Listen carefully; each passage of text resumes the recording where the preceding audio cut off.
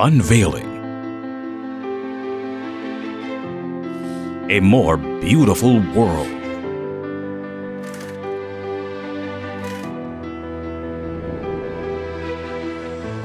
For over 50 years,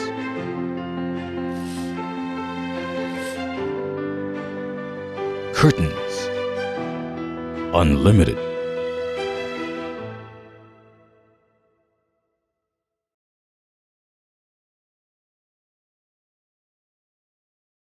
Anyway, thank you so much, Sir Louie Ysmael. Thank you so much. It is an honor to meet you.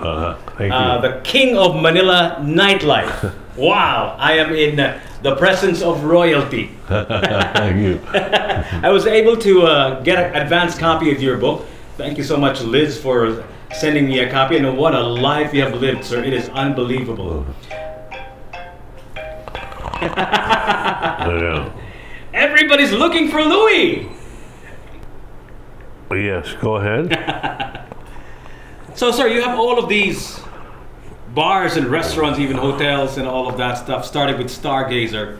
I'm curious, sir, like looking back at your life, maybe from your childhood days, from your school days, even during your adolescence, what do you think led you to becoming the King of Manila Nightlife? Well, I guess it was serendipity. I mean, I started off loving clubs, going out at night, and one day I decided to put up my own together with a friend, a dear friend, B-Boy Enriquez, who owned the hotel where the Stargazer was. And we hatched a plan through his convincing his mother to use the top floor, where they had an existing venue already, but unsuccessful. So I said, let's put up a club the proper way. I mean, a nice club with good sounds. And he says, okay, you take care of it. Yeah, and he entrusted me with it, and so Stargazer was born. And then after that, Louie Wise at the Hyatt.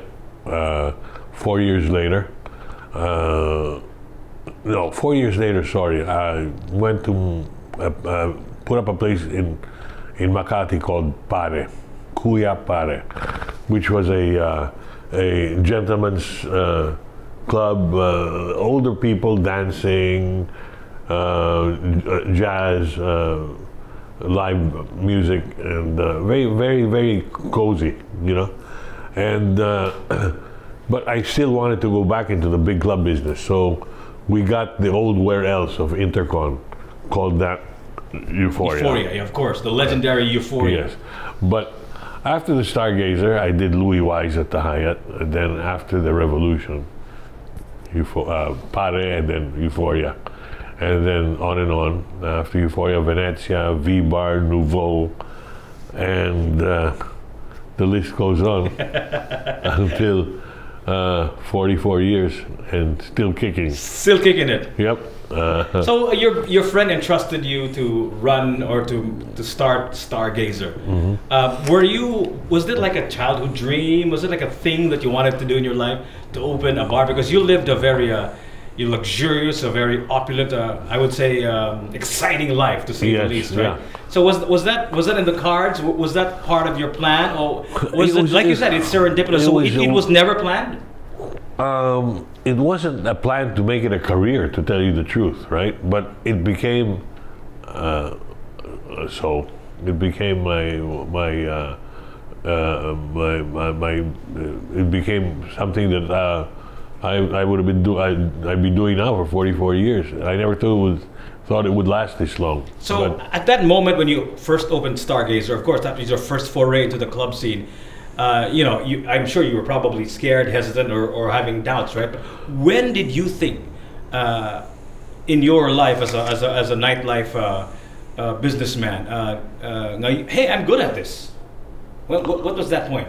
The first few months. Okay. It was whatever came the way I expected it to, you know. We were the only club to be like any of the clubs anywhere in Europe or in the States. The music was, we were the best in bringing in all the best music. Me and my good friend Louie Ysmael, who had First Audio. It was a company who did lights and sounds, right? So he also had a bunch of DJs, which we gave the music that I bought around the world for them to play. And eventually Wapsi and I were just going around buying music and doing this until Louie Ysmael, and we parted ways when he did Faces and I did Euphoria. But he's still in the light and sound business, but not in the club business anymore. And after that, it was just came automatically, and every place was so successful.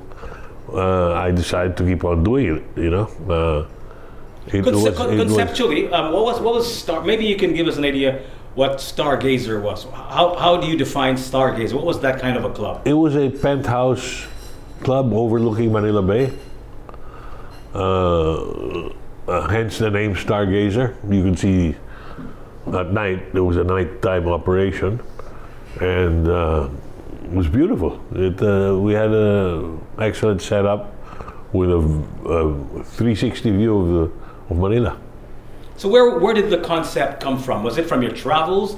Was it based on what the city needed at that time? Well, the concept of the club was based on what I had seen and experienced in other clubs abroad.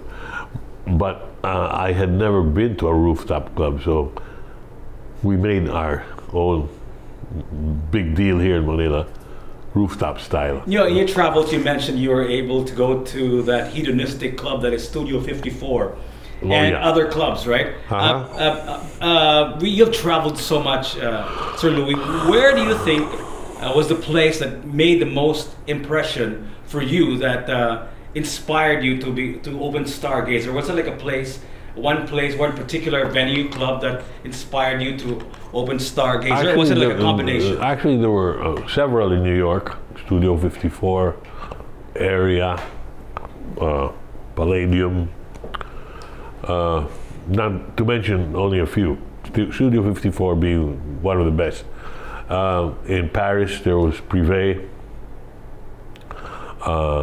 and many others also, Élysée Matignon at that time, you know. And this was in the mid-70s, right? When the discotheque it was called, you know. So Manila had nothing. Well, there was a place, a club in the Regent Hotel called Q, which was in the basement of the Regent, and it was quite a nice club, but ours became unique. Plus, I was able to draw in all the best people in Manila, so Stargazer automatically became the best. You know, it was the model club for Asia. You know, I think so. There were no other good clubs to compare it with, other than some in Hong Kong. Called Manhattan, Hollywood East, you know, but we opened before them, so you know, December '79. You know, I know a lot of businessmen who do exactly what you do and open clubs and bars here in Cebu, and it is such a time-consuming, a stressful, and a difficult life for them to, you know, be a part of something like that. You have to be up all night and all of that stuff. And you have been doing this for 44 years. How did you do it? The subtitle of the book, "Good morning, it's time to go to sleep," right? So well, how did that work for you? Well, sometimes I ask myself that, you know. Why am I still hanging around? You know, I should have. I probably could have croaked a long time ago, or from something, from fights or illness or whatever. A lot of there's a lot of factors that make this a very exciting and you know, tumultuous existence. Yeah, you know, yeah. hard on the body, hard on the brain.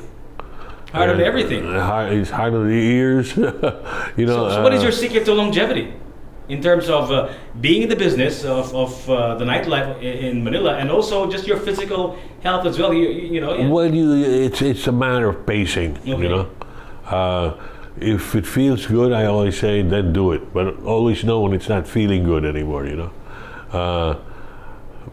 This good morning time to sleep sometimes morning would last for 3 days, you know. And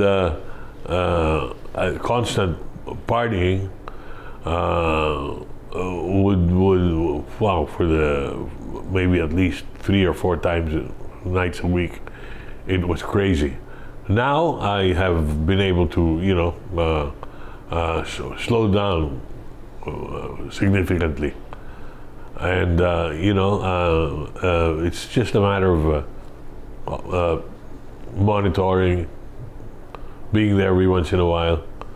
I joined the past 20 years, past 15 years. I've joined a group of young guys, the Palace group, you know. The new clubs in Manila, I've joined them, and we Eric Kua, GP Reyes, who incidentally has helped me produce the book, and my whole team. I'd like to thank my team for the book, Olive Repotente for the styling and the actual layout of the book, Carmina Sanchez. For the PR and marketing. How do you keep purposes. yourself interested, sir? Enzo Teodoro. These are the people who are part of the book. Yes. How do you keep Correct. yourself interested from making all of these bars and clubs? Because, you know, at a certain point, even if you're passionate about something, sometimes you get sick and tired of it, right? How do you keep yourself interested in you know, doing what are you doing? That you're doing? It's just built in. You don't. It's not a matter of keeping yourself interested. It's automatic. You do what you like the best, and you do it well. You know. I mean, I'm in the process of opening up another bar. Wow. This is going to be the last. It's going to be a bar lounge with good food. A little bit of jazz early on, and then later on pick it up. It'll be about 100 people seating, nice and cozy. I asked you about how you keep yourself interested, of course, because I think one of the reasons why is you're still very sharp, right? So, do you have any physical or nutritious secrets that maybe you'd like to share? Is it just genetic that you're still thank strong? God. It's a matter of two: genetics and taking care of yourself. Okay, you know? So you do take care of yourself. Oh yeah. So how do you do it? Do you have any secrets you can? You exercise. share? When you can. You take supplements and just keep your mind. Know when it feels bad. Go have a checkup. You know. Never abuse anymore, you know. Thank God I was able to abuse and get out and still get out of it. But you know, there's a lot of young people who are opening up clubs, and they're starting to realize that it's no walk in the park, you know. It's fun, but it takes its toll on your physical being, you know. Speaking of young and starting a club, I read in your book that your older brother, baby, who had my uncle. Your uncle who sort of like wasted the family estate and all of that stuff. Yes, and you were did. left with practically nothing. And yes. And then how did you fund Stargazer? How did that happen? In your first a foray into the entertainment scene The in Manila? Stargazer was funded by the people who own the hotel. Okay. The Enriquez family, Okay. B-Boy Enriquez, who was my very good friend, and I ran the show and made quite a bit of made a successful thing of the whole club business, you know, my name, and I got pirated by the group that owned the Hyatt Hotel, and I put Louie Ys up there, and that was my name in lights, you know. So that also started a good you know, foray into it. That was that was already when I was 5 years into the business. And then Louie Ys was 2 years, then Pare was a year, Euphoria became 12 years, you know. So on and on and on, I accumulated enough to start investing and putting clubs up by myself. You know, Euphoria was one of the first. You know, you've lived Venezia such and a V-Bar. tragic, tumultuous, and exciting life. It's all stated in the book. I hope you guys get a copy. And I'm curious, sir, why did you decide to write such a personal book? Because you know, everything about you is there. Practically everything about you. You know, the women, the drug use, the friends that you have, and all of that. So why write a very personal book and put it out there? It wasn't, you know, it's as personal as can be, the way you see it, but you haven't seen anything. I'm telling you, that book is tame compared to what I have seen and I've lived through my life. Don't forget, a lot of the pictures were in photograph format, and there were no cell phones. Till Imagine if there were cell phones, right?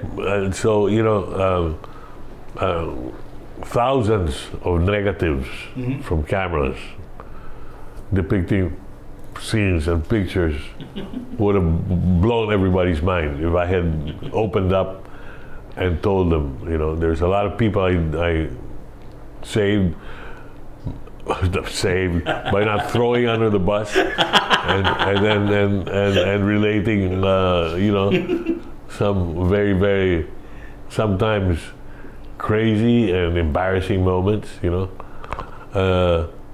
and many other events that I could not fill in the book, you know. So it is mostly a coffee table photograph book, you know, with a lot of the pictures that I was able to save from before, plus the new photos from the cell phones, you know.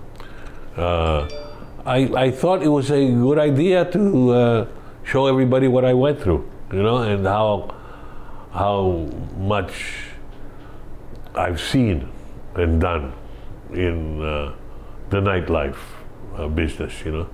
So I thought I'd start it off with some of my personal background when I was a toddler, all the way up to now, when I'm, you know. I always like to say when I was a little piece of shit until now I'm a big piece of shit. So that's why you wrote the book. That's why you made the book. Well, it's your crack at attempt at immortality, so you can show to the world a little piece of who Louie Ysmael is. Is that what it is? Yeah, basically. So for my family that I leave behind. You know, you opened so many of these clubs and bars and restaurants. You must already have a formula, maybe perhaps a philosophy on how and you know, why and what to do in doing this kind of business. Maybe you can share to us a formula or a philosophy on how to open a bar or restaurant or a club, the philosophy of Louie Ysmael. Well, you have to have, number one, a very good location. Location. You have to have good service. you have to have a very good concept and execute it properly. The concept being the design, the interiors, everything. Good music, definitely. Good door control. What's a door control? You make sure that you have the right people in. Okay. And the wrong people out. PR and marketing, you know. And basically, that's it, you know. Good security, you know. And if you have all of those put together in a, you know, I mentioned the PR and you'll get your crowd, you know. You'll continue, just continue to have all of those factors in place. You mentioned earlier door control. I noticed that that's a prevalent problem in a lot of clubs and bars here in Cebu. That it's difficult to weed out undesirables from the ones that you like. In fact, I always talk about this to the bar owners, that they become victims of their own success because the club and the bar is so successful. There's so many people there that a lot of the undesirables seep in through the cracks, right? So how do you make sure that that doesn't happen? Well, you know, the harder it is to enter a place, the more people want to come in, you know. So you're not worried about who wants to come in. Mm-hmm. You want to worry how to keep the ones that you don't want out. Okay. You know, and so you maintain that, then the people who want to come in will at least follow the standards that you want. Okay. Don't be too rowdy, or you know, follow dress codes. Don't cause fights. Like for example, sir, I'll give you an example. Let's just say the son of a senator, for example, comes into your club in shorts and slippers. This is a theoretical example. Would you let that son of the senator in, or no? No way. Okay. Yeah, you'll have to be told that, you know, you know, sons of senators and politicians, if they are of any breeding at all, will know how to follow rules and not throw their weight around, you know. So, you know, anybody who tries to come in by showing muscle won't be tolerated. We have our own muscle also. Okay. So, yeah. You know, also one of the biggest challenges in a bar or club here in Cebu, there's a lot of people who dress up fine. They already decoded what the dress code is, but you know, a lot of them are how should I say this? No, it's not just the dress. It's your behavior. Yeah. Like for example, those that solicit their services, you know, like prostitutes, for example. There's always that problem of prostitution and drugs, right? That seep in through the cracks of your screening system. So how do you make sure that doesn't happen, or is that a gray area in this kind of business? Well, in this kind of business, you have to be very circumspect about these things, you know. You have rules, you know, no drugs, no solicitations, or anything like that, and you have security, and the security is on top of that, you know. And if any of them find anybody doing anything against the policies and the rules, they're escorted out, you know. And as far as bringing drugs in is concerned, you confiscate whatever you can find, you know what I mean? People are checked, you know. And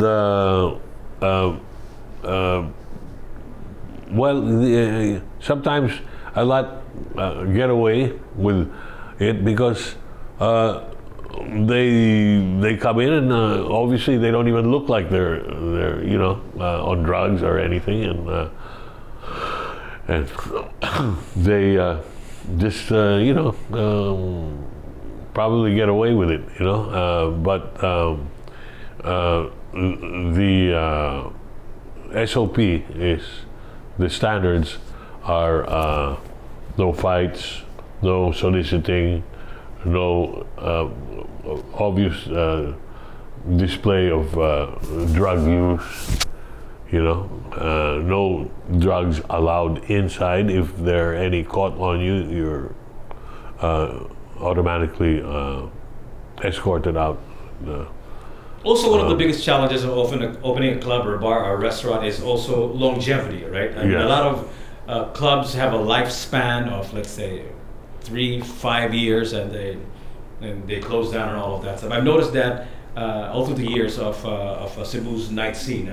What's your advice, sir? How do you extend the nightlife of a club or a bar, or is this the natural life of a bar? It's really that small window.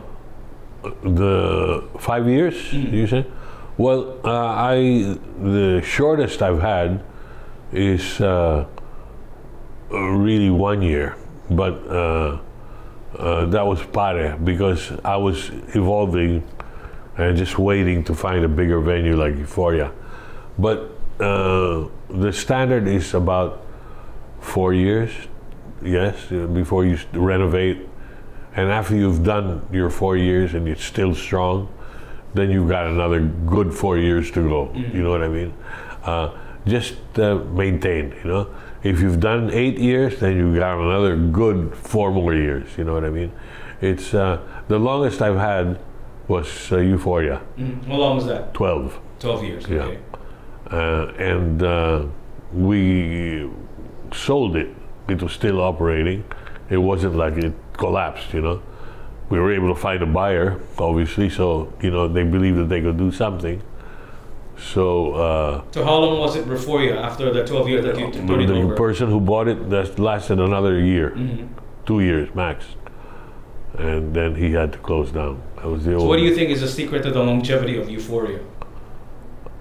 Oh, everything like that I told you. Okay. Yeah, Okay. I mean, like, we continued to have a good music, a good crowd. It was, it was 2 generations of people. But does a club get old? I mean, considering you do all of these things right that you mentioned earlier, the philosophy of running a club and a bar, but does the place just get old? Like, is that possible that you do all of these things right, but still it becomes less popular? In the old days, clubs used to get old and still be popular because there was no other competition, right? Now you can't do that. You have to continuously be innovative and reinventing yourself. If you're a good product, then be careful of reinventing too much, because if you do, they'll say, it's not the same as before, So some people like it the way it was, the way it is, and some people like it a little bit more of a change, aesthetically, or most of the time it's that, change the look.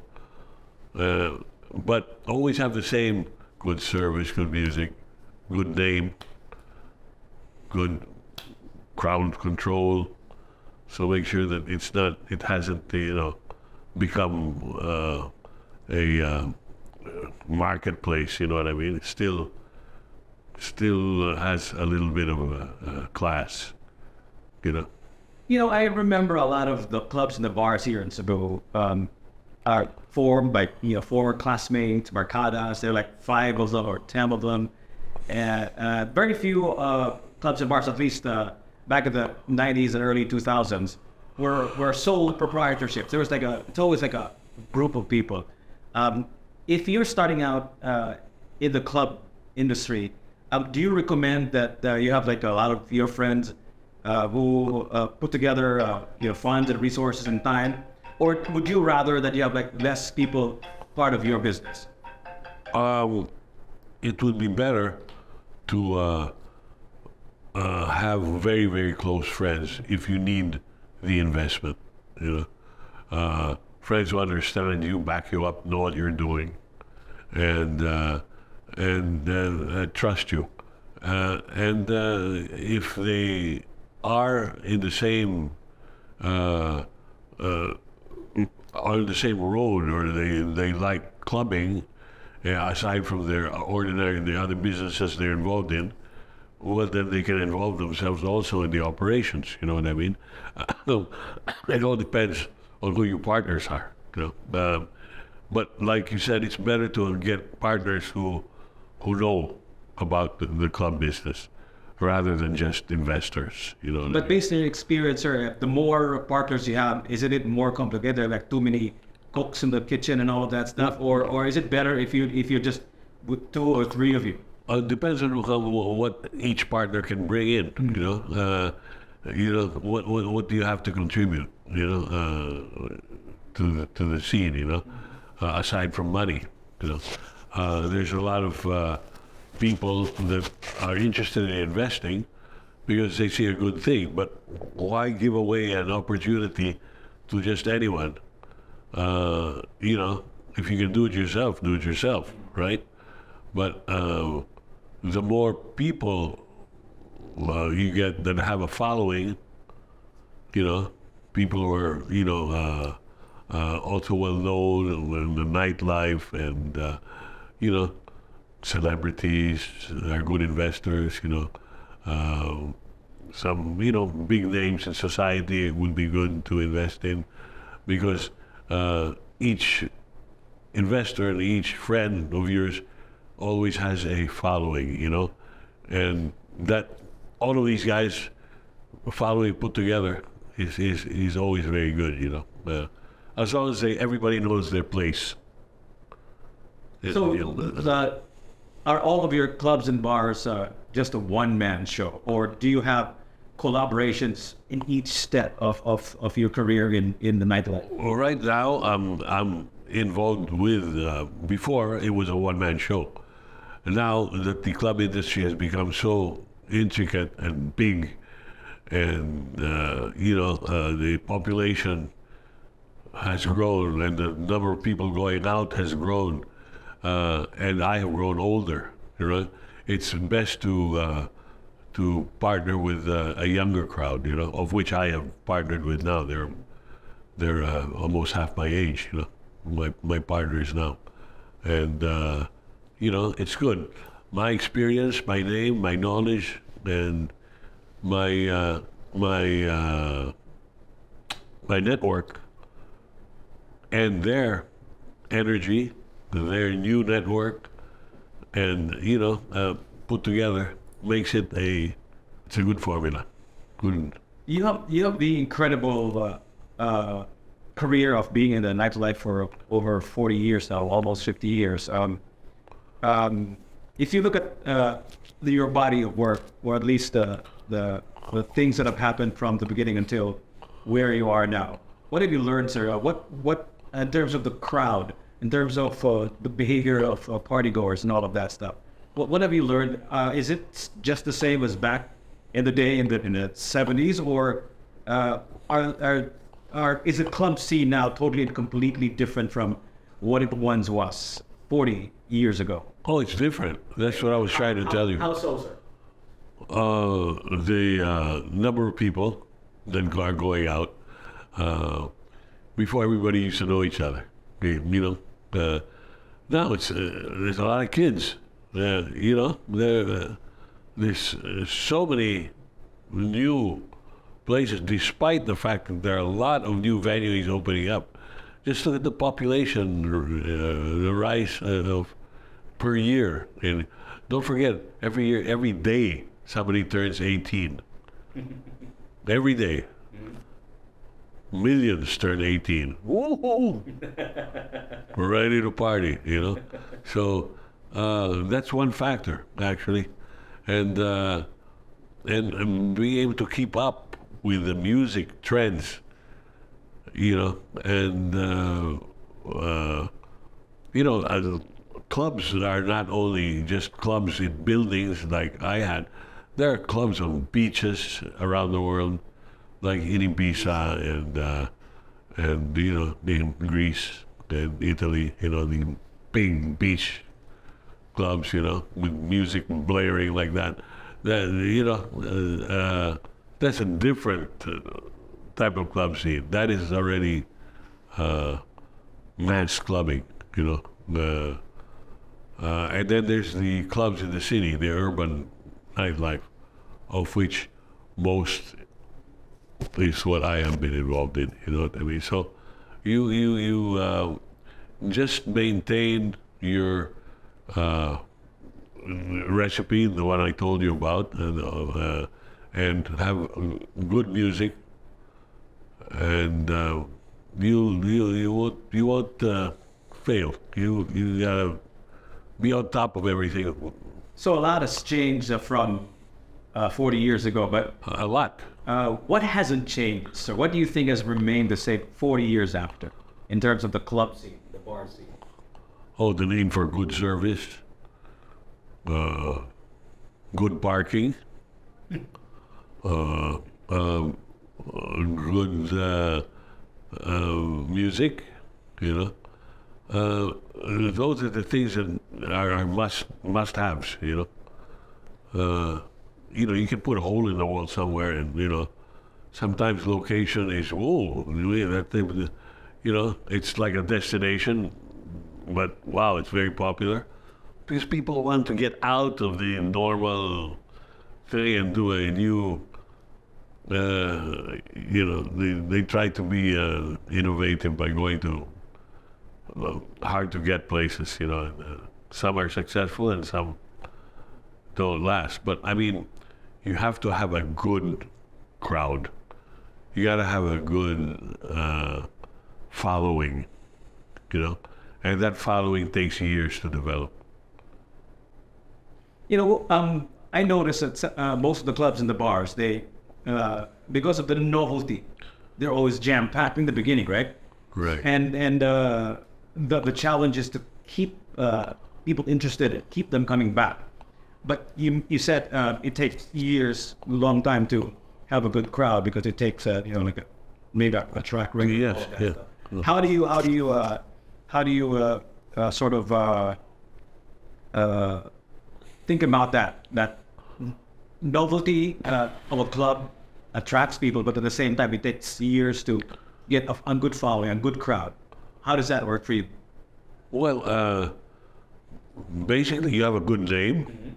Every product you did was good. Mm-hmm. And so you know what to do. You know what you need to do in a place, you know. And if you do it properly, then people will always come back and be and follow your you know, just give them that recipe that I said, you know, and they'll come back. It's not it's not a matter of how many you've done. It's how many you've done that have been successful, you know. Because I don't think too many people will continue to do clubs if they've had at least one or two failures, you know. Speaking of failures, you know, the story of Louie Ysmael is all of these success stories that you've seen, right? All of these clubs, those bars, these restaurants that you have opened. But do you have a failure story, sir? You can tell us. No, none have been a failure. Wow. It's just a matter of duration. You know, if the duration was shorter than the others, there had to be a reason. Basically, just because you wanted to change what you were doing. And you know, I never opened up two places to compete with myself. You know, except for when I had Euphoria, I also opened Venezia, which was. But eventually, you know, I was parking one car in Venezia and parking another car in your foyer. They say, "Where's Louie? He's here." But they wouldn't hunt me the other place, you know, but they look for you, you know. It was very personal. Yeah. But as far as failures are concerned, no, thank God, no.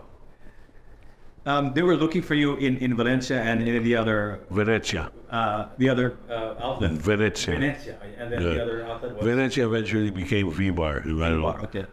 They were looking for you in the other place. Also, and all yeah. of that stuff. How important is knowing the owner? Because here in Cebu, we're relatively smaller than Manila. Everybody knows everybody. So they know the owner of this place and that place, and the owner's always there. How important is that? Do you really need to be there sometimes so that people will know that, you know, you're the owner, all of that stuff? Or it doesn't matter now in this day and age? Well, in small towns and in small communities where people don't really,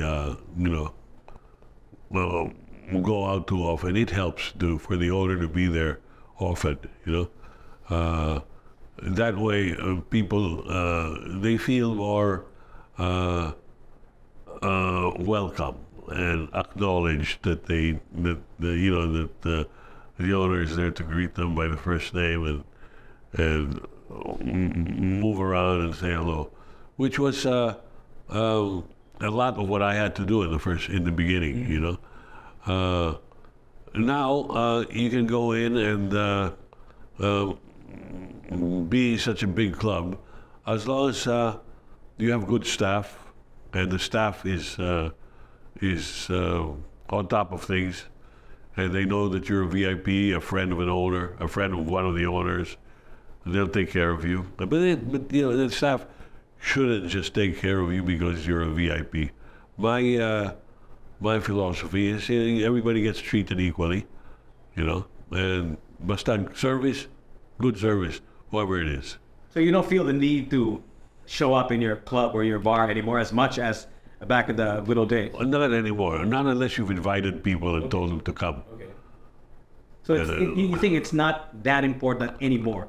Not just because you've been around for such a long time doing all. Well, it is important. Let's say, yeah, it's still important to go and monitor your staff. And, I mean, like as far as the public is concerned, you showing up and then hands for every now and then. Well, yeah, the public always likes to see the owner, but as long as they have a good time, even without the owner there, you know, they're welcome. The staff knows them. You know, they know that the owner has to rest also. You know. Let's get into one of the exciting pages of the book where you met Jimi Hendrix. I wasn't in the club business then. Yeah, tell me about that experience of watching Jimmy. Oh, I was on. I was a good friend of a rock band, a live band in Spain called Los Brincos. Two of them were Filipino Spaniards, you know, mestizos, living in Spain, and they were very, very popular. And they were the front act of Jimi Hendrix in Palma. Oh, okay. In Palma de Mallorca. And I happened to be in Madrid at that time, partying, and they invited me to go to watch their tour in Palma. They were one of the front acts of Jimmy, you know, and there was an after party at another new club which had just opened, but they closed it for the Jimi Hendrix entourage and then the other close friends. So I went there, and everybody was drinking and having a good time. And saying, "Come on, Jimmy, hit a few tunes," you know. So, you know, all their instruments were there, you know. So all the engineers were there and everything. So they set up the thing on a stage, and Jimmy just went and they had at that time very few people spoke English in the group, you know, spoke proper English. This is in Spain, right? Yes, and proper Spanish. So they asked me Okay. to do the job. Louie, why don't you introduce Jimmy? Me? Like, yeah, man. So, you know, you can speak Spanish and English. So I did a very, very short introduction. I said, Señoras y señores, ladies and gentlemen, Jimi Hendrix. And it was, wow, I mean, nobody wants to hear a long talk about him anyway. I didn't know what to say anyway. I was myself starstruck myself, you know. That was good. And he played 3 or 4 songs. And the Animals were there also. Eric Burdon and the Animals were at the same table. Did you, were you able to talk to him? How was he? Like? Very little, just a few words, you know, chatted with him, you know. He said he wanted to go and play in Manila. And he did eventually come here once, I think. Or did he? You know, I'm not too sure if he did come. But no, he was a real rock and roller, you know.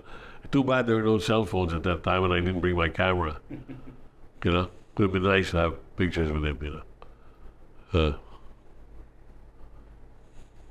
You lived a full and beautiful, exciting, tumultuous life, Sir Louie. Out of all those things that have happened to you, looking back at everything that has happened to you, what have you learned about the human condition? What can you tell us how it is to be alive, Sir Louie? What can you advise us, perhaps, or what can you tell us in terms of how to live a full and good life?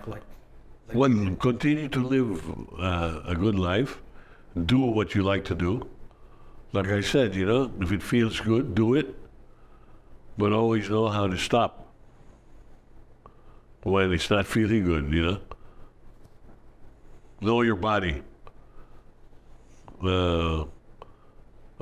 Follow your feelings, you know.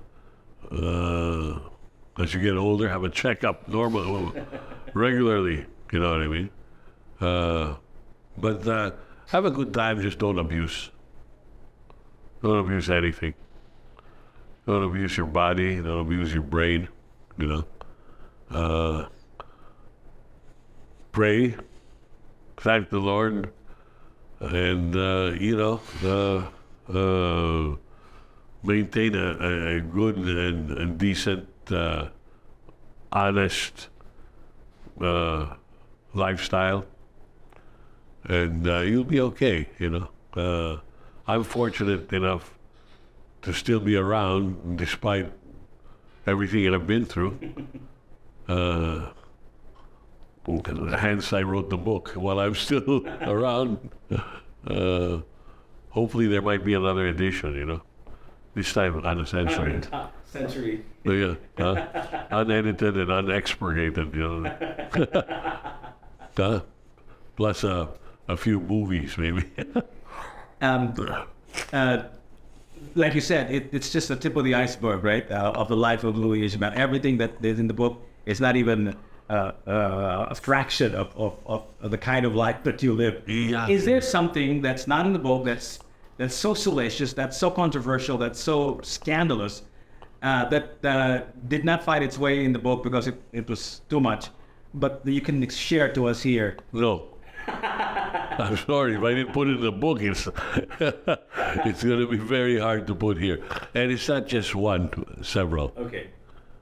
You know? How about because, you know, we want them to be able to buy the book, right, and all of that stuff, so you can share your story. But what is your favorite part of the book? What's your favorite story in the book? Or had the book, I mean, like a chapter? Oh, there were so many stories there that were very, very significant, you know. But to tell you the truth, the little incidents there were tidbits to put together my story as I wanted to tell it, you know, because one story there, which is very interesting. I don't know. You tell me which one you liked. You know. I like the one when you watch the Los Angeles Lakers, because I'm a Lakers fan. Oh well, you know, I didn't watch them. They were partying with them. You're saying that James Worthy was and who was the other guy? Kirk Rambis. Kirk Rambis, or they're taking drugs and stuff. Yeah. Oh, wow, I was shocked, man. I thought these athletes were very healthy and all of that stuff. Are you kidding me? Tell us that story, sir, of the way James Worthy and Kurt Rambis party. But you know, it was very obvious. You know, I mean, it was in Jerry Buss's house. You know, the owner of the Lakers, and it was a victory party which I attended with a friend of mine who was close to Jerry, and. You know, the Laker cheerleaders were jumping in the pool topless. You know, and it was one of those parties. You know, and it was a hedonistic party. You know, I mean, like they were. There was the men's room. Guys are lining up, waiting to get in one by one. You can see that you know, everybody wanted to do their little sniff inside. You know, the toilet, and. Everybody was basically getting high, But you specifically saw Kurt and James Worthy. James Worthy, Kurt Rambis were definitely. What was it? Was it cocaine or was it? Yeah. Oh, there was a lot of weed going around. Okay. A lot of people were on Quaaludes, which is not existing anymore. Who else was there? The whole team was there. Who was the most exciting, interesting, your favorite celebrity that came to one of your outlets, one of your bars? Many. If you had to pick like one. Foreign celebrity? Local, foreign, doesn't matter. Oh, Sting. Oh, okay. Was this recent? Was it recent? Marvin Hagler. Wow. Stevie Wonder.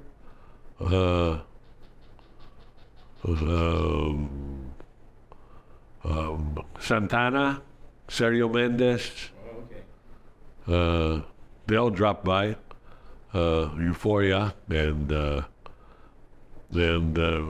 lot. Basically, a lot of people, the ones that came into town to perform, when the organizers would say, "Hey, they'd like to come and go out to our club. Can you, have a table ready for Rick Astley performed in Euphoria. Was it during his heydays or was it His heyday. He performed in Euphoria. Okay. -1. Yeah, at that time. I'm going to ask you a hypothetical question, a thought experiment. I may have asked you this question already earlier, but I want to rephrase the question and perhaps get a different, maybe perhaps a point of view from you. Let's just say 1,000 years from now, archaeologists find your book, right? And then they look at the way society was back in the day in Manila, especially because this is a peek at the Manila society, right? Yeah. In your book, it's got very interesting pictures with a picture of the young President Bongbong Marcos at that time. He was in shorts. I saw that in one of your photographs and all of that stuff. They're looking at this as data to understand the human condition, the Homo sapiens back then 1,000 years ago. What do you want people to read? What do you want them to understand about the human condition 1,000 years before? Looking from this book alone, like from your perspective, what do you want them to get from the way we lived? Well, it depends on who's reading it. There's some alien who doesn't know anything about that. Just 1,000 years ahead of us. Oh, people? I don't know. If 1,000 years later, they probably look at us, wow, look at how primitive these people were. They think they're having fun, man. They don't know what we're doing now, man, Or it could be that world was wiped out and they had to start from scratch. Right? Who knows? It depends on who's reading it. So, Sir Louie, your book is a beautiful book. Like I said, it gives you a sneak peek of how society was back in the 70s, the 80s, and the 90s, and also has a peek at what you are doing right now, the new ones that you're doing now in Manila and other parts of the Philippines.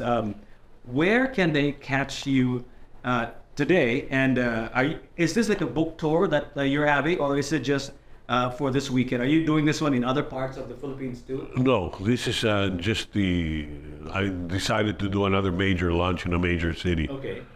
Cebu, which I have a lot of friends. Okay. And you will not catch me doing another book launch anywhere. Okay. Until there are plans maybe of making a Netflix series out of this. Wow, okay, all right. Or a documentary. It's either one. I'm still thinking about it, you know. And like I said, you'll see me when I open my new place called Stardust. From Stargazer to Stardust. Right? From Stargazer to Stardust. Yeah. In Jupiter, sometime end of September this year. Wow. So Why the name Stardust, if you don't mind me asking? Well, from dust we came, from dust we shall return. You know, stars. I think it's a nice name. Where can they get your book, a copy of your book? They can get it in Cebu. You can contact JP Chongbian. Okay. And the curate and Kava people will have copies of the book. So I suggest you call them now and get your copy before they run out. Do you have a message for everyone watching this interview, Louie? What? Is there? Shake it, but don't break it. Shake it, but don't break it. Yeah, but if you do, name it after me. Okay, one last question before I let you go. What is Louie Ysmael's favorite drink? Vodka on the rocks. Has always been? Yeah, Why?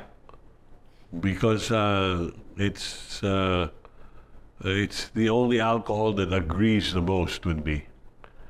So of course, you've tried a lot, right? So, Right. When you say agree with you, like no hangover and stuff. Yeah, and I can sip it all night without, unlike scotch which, scotch makes me mainit na ulo, you know. Tequila will just knock you out before you. Well, have a tequila to cap the night, maybe. But vodka is more my tipo. Yeah. If they want to reach out to you, if they want to communicate with you or know more about Louie Ysmael, do you have any social media accounts, social media presence that they can catch you also? Or I'm on Instagram. I'm Louie Ysmael. okay. At Louie Ysmael IG. And It's your what- newest club, your newest bar, Stardust, is it open already? If not, will it be opening? And do you also have a social media? It'll be out all over social media. Believe me, when we open. When is that? What's the launch? We're targeting the third week of September. End of September. Okay, sorry, but this is really the final question. We have a lot of people who look up to you because of what you've done, Louie, in the night scene in Manila. And they'd like to be the next, king of maybe Cebu nightlife or the king of whatever city nightlife. What is your advice to all of them? Well, follow your. Like I said, if it feels good, do it. If you think that this is the right place, go. When you're hiring people, you think they're the right people to do it, go. There's a lot that you have to do before saying, "Oh, I'm going to open a place." It's not that easy. You have to have all of those, that formula in touch: good location, good service, good PR and marketing, good music, good security. Have all of these, and then you'll do well. All right. Ladies and gentlemen, the king of Manila nightlife, Louie Ysmael. Thank you so much, sir. Thank you, It too. is an honor to talk to you. Thank you. Thank you so much. so much, Really. sir. Thank you. Thank you. Thank you, sir. Thank you, Thank you. Jigs.